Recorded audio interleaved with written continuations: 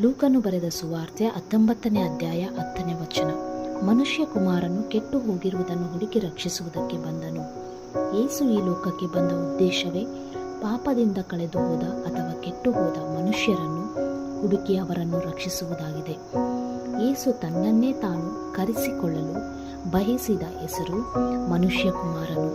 ಇದು ಅವರ ಮಾನವೀಯತೆಯನ್ನು ಮತ್ತು ಮೆಸ್ಸಿಯನ ಪಾತ್ರವನ್ನು ಸೂಚಿಸುತ್ತದೆ.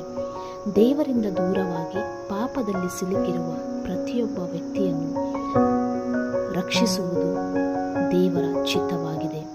ಕೇವಲ ದೈಹಿಕ ರಕ್ಷಣೆಯಲ್ಲ, ಆತ್ಮಿಕ ವಿಮೋಚನೆ ಮತ್ತು ದೇವರೊಂದಿಗೆ ಸಂಬಂಧವನ್ನು ಪುನಃ ಸ್ಥಾಪಿಸುವುದು. ಉದಾಹರಣೆಗಾಗಿ ಹೇಳುವುದಾದರೆ, ಲೂಕನು ಬರೆದ ಸುವಾರ್ತೆ 19ನೇ ಅಧ್ಯಾಯ 1ರಿಂದ ನೋಡುವುದಾದರೆ, ಜಕ್ಕಯ್ಯನು ಸುಂಕ ವಸೂಲಿಗಾರನಾಗಿದ್ದರೂ ಯೇಸು ಅವನನ್ನು ಹುಡುಕಿ ರಕ್ಷಣೆಯನ್ನು ನೀಡುತ್ತಾರೆ. ಯೇಸು ಕೇವಲ ನೀತಿವಂತರಿಗಲ್ಲ, ಪಾಪಿಗಳಿಗೂ ರಕ್ಷಕನಾಗಿದ್ದಾನೆ. ಆಮೆನ್.